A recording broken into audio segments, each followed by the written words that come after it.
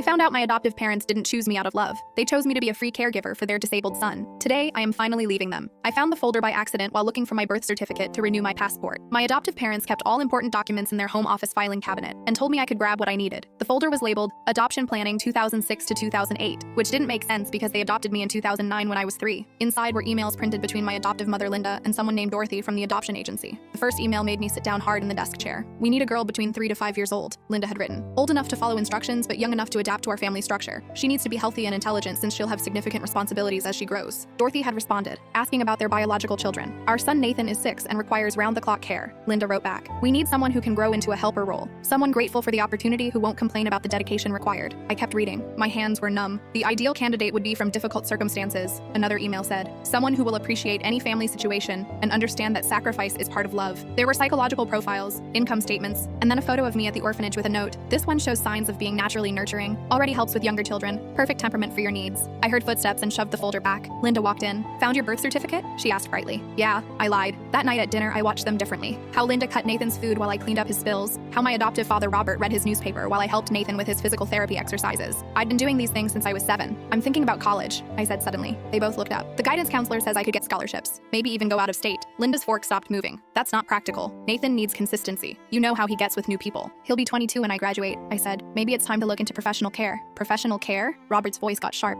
"You want to abandon your brother to strangers?" "He's not technically my brother though," I said carefully. "I'm adopted." The silence was deafening. "How dare you?" Linda whispered. "After everything we've done for you." "What exactly have you done for me?" I asked. "Besides, give me a home where I work as an unpaid caregiver." "We gave you a family," Robert said. "We chose you." "You chose me to be Nathan's keeper," I said. I found the folder. The emails with Dorothy about needing a grateful orphan who wouldn't complain about sacrifice. Linda's face went white. "You went through private documents?" "They're about me," I said. "Emails discussing me like I was ordering a service dog for Nathan. Did you ever actually want a daughter or just free healthcare?" "Nathan is your brother," Linda said fiercely. "We are your parents. Biology doesn't matter. It mattered enough that you kept him but shopped for me," I shot back. "It mattered enough that he gets therapy and specialists, while I get told to be grateful. When was the last time you came to any of my school events?" "Someone has to stay with Nathan," she said automatically. "Right," I said. "And that someone is always me, since I was 7 years old." Robert stood up. "You're being selfish. We saved you from that orphanage. You could have aged out of foster care, but instead, you got a loving home. A loving home where I missed every field trip to watch Nathan. I couldn't join clubs because he needed me after school. Or you told my teachers I was naturally mature when really you just needed me to grow up fast to help with his care. We never forced you," Linda said desperately. "You never had to," I said. "You just reminded me constantly how lucky I was, how family takes care of family, how grateful I should be for this opportunity. While you used the money you saved on caregivers for vacations, I couldn't go on because someone had to watch Nathan." Nathan made a sound from his wheelchair. Usually, I'd jump up immediately. This time I stayed seated. "Get up," Linda hissed. "Your brother needs you." "No,"